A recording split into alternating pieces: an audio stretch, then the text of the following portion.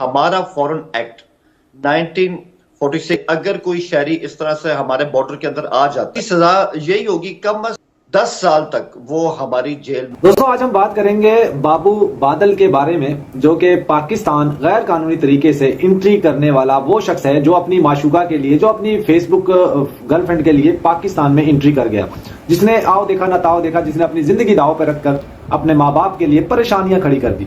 आज हम उस पर बात करेंगे। उसका पाकिस्तान में मुस्तकबिल क्या है, कितने साल की सजा होगी, क्या वो पाकिस्तान से हिंदुस्तान डिपोर्ट हो पाएगा या उसको पाकिस्तान में सीमा की तरह सुविधाएं मिलेंगी। आज हम इन तमाम तर चीजों पे बात करेंगे। और 10 तारीख को उसकी दोबारा से हियरिंग होनी है कोर्ट के अंदर। उसका क्या फैसला आ सकता है, इस चीज पे बात करेंगे और आपको थोड़ा सा समझाने की कोशिश करेंगे कि पाकिस्तान में जो कानून है, जो फॉरेन एक्ट जो कहता है, वो इस तरह के लोगों के लिए 10 साल की सजा मुकर्रर करता है। हमारा जो आइन है, जो हमारा संविधान है, उसमें इस तरह की जो लोग एंट्री करते हैं उन लोगों के लिए 10 साल की सजा का परिविधान है या उसकी जो प्रोसीजर है। तो बादल ने पाकिस्तान में 2 दफा पहले भी एंट्री करने की कोशिश की है, लेकिन उस दफा जो वहां की सुरक्षा कर्मचारी हैं या जो वहां के अधिकारी थे उन लोगों ने इनको छुड़ा लिया। लेकिन तीसरी दफा इसने फिर ट्राई किया, फिर ये कामयाब हो गया। पाकिस्तान में काफी दिन रहता रहा और मे भी पॉसिबल है कि अपनी उस गर्लफ्रेंड से, उस माशूक से मुलाकात भी इसने कर ली हो। इसने अपने माँ बाप को कॉल भी की और वीडियो कॉल भी की और कहा कि मैं जिस जगह पे मैंने जाना था मैं पहुंच चुका हूं और अब मैं हो सकता है शायद आपको कॉल ना करूं क्योंकि अब मेरे पास मोबाइल नहीं है। पाकिस्तान में इसको अरेस्ट किया गया। यहाँ पे जाहिर बात है, जब आप कोई ऐसी इलीगल एक्टिविटी करते हैं तो लोग आपको पहचान जाते हैं कि आप इस कंट्री के हैं भी या नहीं। तो लोगों ने इसको जांचा और फिर पुलिस को इन्फॉर्मेशन दी। पुलिस ने इसको अरेस्ट किया। इससे जब डॉक्यूमेंट्स मांगे गए तो इसके पास कोई डॉक्यूमेंट्स नहीं था। फिर पुलिस ने इसको अरेस्ट किया। इससे वो फेसबुक का जो इसकी आईडी थी, जीमेल आईडी थी, वो ली, उसका पासवर्ड लिया, इसके मोबाइल नंबर लिए, वो तमाम तर चीजें जो भी इससे मिल सकी वो सारी चीजें लेने के बाद इसके ऊपर FIR लॉन्च कर दी। फिर इसको कोर्ट में पेश किया गया। कोर्ट में पेश करने के बाद इसके ऊपर 14 रोजा जिस्मानी रिमांड पे इसको जो है पुलिस की तहवील में दे दिया अदालत ने। अब 10 तारीख को कोर्ट में केस लगा है दोबारा से। तो 10 तारीख बहुत अहम है।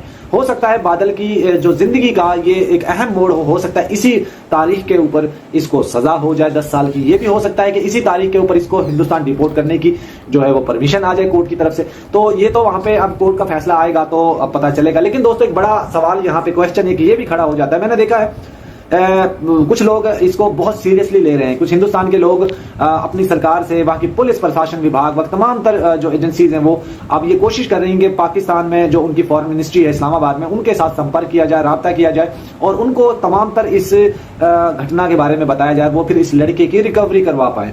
तो मैं ये चीज देख के बहुत ज्यादा हैरान हुआ। एक तरफ हमारी सरकार है, हमारी गवर्नमेंट है, जो हैदर के बच्चों के लिए कोई अभी तक उन्होंने इस तरह का इंप्लीमेंट नहीं किया। एक बहुत बड़ा स्टेटमेंट आ जाना पुलिस की तरफ से, ये भी बड़ा एक हैरान को कर देने वाला है कि लोगों को, हिंदुस्तान के, हमें ऐसा लगता है कि हिंदुस्तान के लोग, हिंदुस्तान की सरकार या लोगों के लिए शायद वहां की पुलिस प्रशासन, वहां की गवर्नमेंट, वहां की सरकार अपने लोगों के लिए सीरियस है, जिस तरीके से उन्होंने एक स्टेटमेंट दिया है। तो दोस्तों उधर से दूसरी तरफ से इसकी जो फैमिली है बादल की, वो भी परेशान है कि हमें अपना बेटा चाहिए। और मैं अपनी तरफ से एक बात करता चलूं, देखिए जब भी इस तरह की कोई इलीगल एक्टिविटी होती है तो उनमें हमेशा वो क्रिमिनल ही होते हैं जो इस तरह का काम करते हैं, चाहे वो सीमा हैदर हो, चाहे ये बादल हो, चाहे कोई भी हो। लेकिन पहले भी इस तरह के वाकयात हो चुके हैं जिनमें पाकिस्तान से कोई कबूतर पकड़ने के बहाने से बच्चा कोई चला गया कि मेरा कबूतर आ गया, या कोई भूले भटके के भी हम तो वैसे आए थे घूमने फिरने सैर करने के लिए। तो इस तरह के लोग, बहुत सारे ये वाकयात मौजूद हैं। लेकिन दोस्तों कहीं ना कहीं देखिए सरकार को, गवर्नमेंट को, दोनों मुल्कों की गवर्नमेंट को इस चीज पे काम करना चाहिए कि अगर इस तरीके के लोग जो एंट्री करते हैं उन लोगों को पहले उनकी जांच की जाए और जांच करने के बाद फौरन उनका डिसीजन लिया जाए, उनका फैसला लिया जाए, उनको उनके वतन भेजा जाए, उनको सजा दे दी जाए। तो मैं तो समझता हूं, देखिए बाबू बादल ने एक गलत काम किया है तो उसकी सजा तो उसको मिलनी ही चाहिए, ताकि इस तरह के कोई और लोग इस तरह का इंप्लीमेंट ना करें। तमाम लोग अगर ये इसको आसानी से छोड़ दिया या सीमा हैदर की तरह ये भी वहां पे जो है इसको सुविधाएं मिली तो फिर लोगों का झाका खुल जाएगा, लोग पागल हो जाएंगे, कहेंगे भाई हम भी जाते हैं, हम भी जाते हैं। बहुत सारे इस तरह के केसेस में लोगों, दोस्तों, जो अभी तक आप लोगों के सामने आते ही नहीं है। बहुत सारे लोग एक दूसरे से प्यार करते हैं, बहुत से लोग एक दूसरे से मुलाकात करना चाहते हैं। अगर इन लोगों को सजाएं ना मिली तो फिर जाहिर बात है कि इस तरह के और बहुत सारे वाकयात जन्म लेंगे।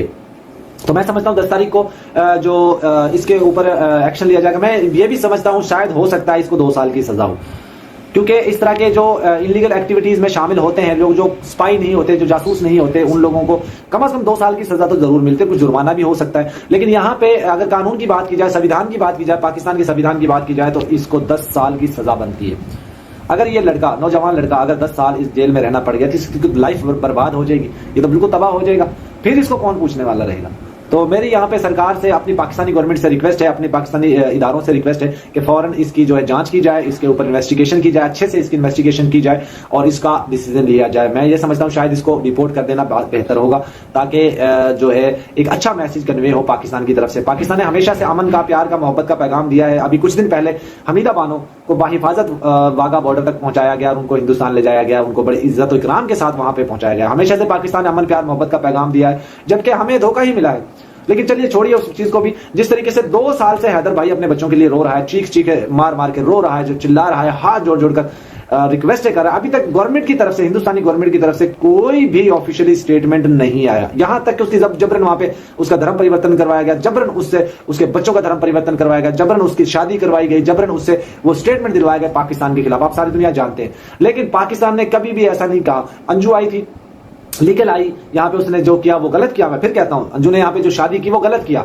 लेकिन वो लीगल आई, उसने यहाँ जो भी काम किया वो करके वो वापस चली गई। उसने कभी भी पाकिस्तान, हिंदुस्तान के खिलाफ जहर नहीं उगला, ना कभी किसी पाकिस्तानी ने उसके खिलाफ उसके मुंह से हिंदुस्तान के खिलाफ जहर उगला है। बहरहाल ये एक और इशू है इस तरह का। अगर मैं कहता हूं हो सकता है अब हिंदुस्तान की गवर्नमेंट एक्शन में आ जाए और सीमा हैदर को डिपोर्ट करने की तैयारियां कर ले, क्योंकि ये जब से सीमा हैदर वहां पे गई है तब से ये काम शुरू हो चुके हैं। तब से बहुत सारे इस तरह के केसेस हुए हैं और बहुत सारे के लोग उधर से इधर या इधर से उधर जाने की तैयारियों में भी है। अगर सीमा को सजा नहीं मिली है तो इस लड़के ने भी सोचा होगा कि मैं भी जो है ये काम करता हूं। और रबूपुरा से इस लड़के के घर की दूरी मान लीजिए कोई 70-80 किलोमीटर, 90 किलोमीटर की ब्रैकेट में, यानी 100 किलोमीटर की ब्रैकेट में रबूपुरा से ये जो अलीगढ़ है, तो ये वही सेम, ये मान लीजिए उसी तरीके का एक इलाका है। लेकिन माँ बाप परेशान है और आगे देखते हैं। इज्जत और इकराम के साथ वहां पे पहुंचाया गया। हमेशा से पाकिस्तान ने अमन, प्यार, मोहब्बत का पैगाम दिया है, जबकि हमें धोखा ही मिला है। लेकिन चलिए छोड़िए उस चीज को भी। जिस तरीके से 2 साल से हैदर भाई अपने बच्चों के लिए रो रहा है, चीख चीख मार मार के रो रहा है, जो चिल्ला रहा है, हाथ जोड़ जोड़ कर रिक्वेस्ट कर रहा है, अभी तक गवर्नमेंट की तरफ से, हिंदुस्तानी गवर्नमेंट की तरफ से कोई भी ऑफिशियली स्टेटमेंट नहीं आया। यहां तक कि उसकी जबरन वहां पे उसका धर्म परिवर्तन करवाया गया, जबरन उससे उसके बच्चों का धर्म परिवर्तन करवाया गया, जबरन उसकी शादी करवाई गई, जबरन उससे वो स्टेटमेंट दिलवाया गया पाकिस्तान के खिलाफ। आप सारी दुनिया जानते हैं, लेकिन पाकिस्तान ने कभी भी ऐसा नहीं कहा। अंजू आई थी, लीगल आई, यहाँ पे उसने जो किया वो गलत किया। मैं फिर कहता हूं, अंजू ने यहाँ पे जो शादी की वो गलत किया, लेकिन वो लीगल आई, उसने यहाँ जो भी काम किया वो करके वो वापस चली गई। उसने कभी भी पाकिस्तान, हिंदुस्तान के खिलाफ जहर नहीं उगला, ना कभी किसी पाकिस्तानी ने उसके खिलाफ उसके मुंह से हिंदुस्तान के खिलाफ जहर उगला है। बहरहाल ये एक और इशू है इस तरह का। अगर मैं कहता हूं हो सकता है अब हिंदुस्तान की गवर्नमेंट एक्शन में आ जाए और सीमा हैदर को डिपोर्ट करने की तैयारियां कर ले, क्योंकि ये जब से सीमा हैदर वहां पे गई है तब से ये काम शुरू हो चुके हैं। तब से बहुत सारे इस तरह के केसेस हुए हैं और बहुत सारे के लोग उधर से इधर या इधर से उधर जाने की तैयारियों में भी है। अगर सीमा को सजा नहीं मिली है तो इस लड़के ने भी सोचा होगा कि मैं भी जो है ये काम करता हूं। और रबूपुरा से इस लड़के के घर की दूरी मान लीजिए कोई 70-80 किलोमीटर, 90 किलोमीटर की ब्रैकेट में, यानी 100 किलोमीटर की ब्रैकेट में रबूपुरा से ये जो अलीगढ़ है, तो ये वही सेम, ये मान लीजिए उसी तरीके का एक इलाका है। लेकिन माँ बाप परेशान है और आगे